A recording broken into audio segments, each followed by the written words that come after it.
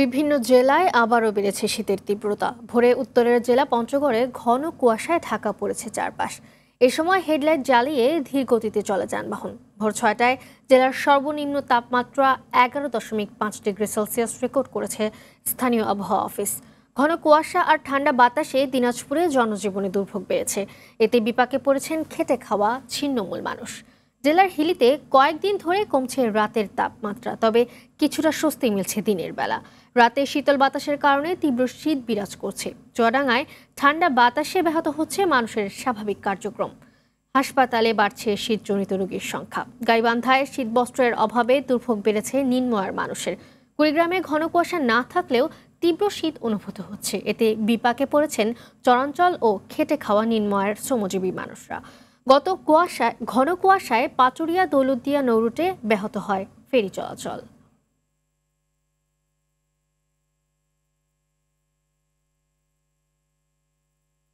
এ বিষয়ে আরো জানাতে পঞ্চগড় থেকে সরাসরি যোগ দিচ্ছেন সহকর্মী হারুনুর রশিদ।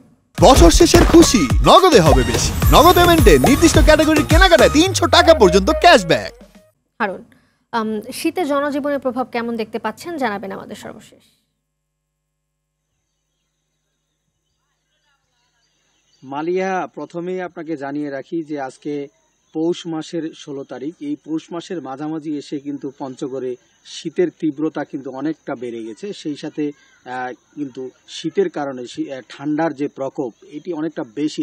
আজকের চিত্রটি যদি বলা যায়, ভোর থেকে ঘন কুয়াশায় ঢেকে আছে চারদিক, কুয়াশায় আচ্ছন্ন, কুয়াশায় আবৃত হয়ে আছে চারদিক। এখন পর্যন্ত কিন্তু আসলে মানুষজন ঘর থেকে জরুরি প্রয়োজন ছাড়া বের হচ্ছে না। যারা বের হচ্ছেন তাদের সাথে আমি পথচারী বিভিন্ন ইজি বাইক, অটো চালক তাদের সাথে কথা বলেছি। তারা বলছেন যে 5 মিনিট আসলে ঘরের বাইরে থাকলে কিন্তু তাদের হাত পা অনেকটা অবশ হয়ে যাচ্ছে। সেই সাথে হিম শীতল যে উত্তরের বাতাস, এটি 6 থেকে 7 কিলোমিটার বয়ে যাওয়ার কারণে ঠান্ডার প্রকোপ, শীতের তীব্রতা অনেকটা বাড়িয়ে দেয়। এখন এ কারণেই কিন্তু আজকে আমরা দেখেছি যে অটো, ইজি বাইক চালক এবং পাথর শ্রমিক, চা শ্রমিক তারা কিন্তু অনেকটা বিপাকে পড়েছেন। বিশেষ করে পাথর শ্রমিক এবং যারা চা শ্রমিক তারা এখনও কাজে যোগ দিতে পারছে না।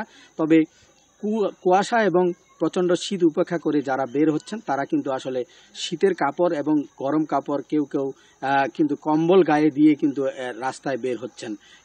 আর এখন পর্যন্ত আমরা সূর্যের দেখা পাইনি। সূর্যের দেখা না পাওয়ার কারণে রোদেরও দেখা নেই। সেই সাথে হিমেল বাতাস, এই হিমেল বাতাস কিন্তু শীতের তীব্রতা অনেকটা বাড়িয়ে দিচ্ছে।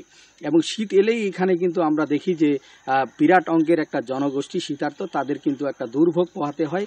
এবারও কিন্তু তারা দুর্ভোগে রয়েছেন, বিশেষ করে শীতের কাপড়ের অভাবে রয়েছেন। তবে জেলা প্রশাসন আমাকে বলছে যে এখন পর্যন্ত 12,000। বছর শেষের খুশি নগদে হবে বেশি। নগদ পেমেন্টে নির্দিষ্ট ক্যাটাগরির কেনাকাটায় 300 টাকা পর্যন্ত ক্যাশব্যাক। কম্বল বিতরণ করেছেন তবে 5টি উপজেলায়। তবে চাহিদার তুলনায় এটি একটি অপ্রতুলতা রয়েছে, কারণ বিরাট অঙ্কের প্রায় 2 থেকে 3 লাখ জনগোষ্ঠী দরিদ্র শীতার্ত। এ কারণেই কিন্তু এখানে শীত বস্ত্রের একটা অভাব থেকেই যাচ্ছে। আমরা সকাল থেকে দেখেছি যে মানুষ কিন্তু আগুন জ্বালিয়ে শীত নিবারণের চেষ্টা করছে, সেই সাথে জবুথুবু অবস্থায় আজকের দিনটি পার করছে। এখন পর্যন্ত সূর্যের দেখা নেই, এ কারণে কিন্তু পঞ্চগড়বাসী সূর্যের আলোর জন্য অপেক্ষা করছে। মালিহা, এই ছিল আমার কাছে শীত নিয়ে সর্বশেষ পরিস্থিতি। মালিহা, ধন্যবাদ আপনাকে।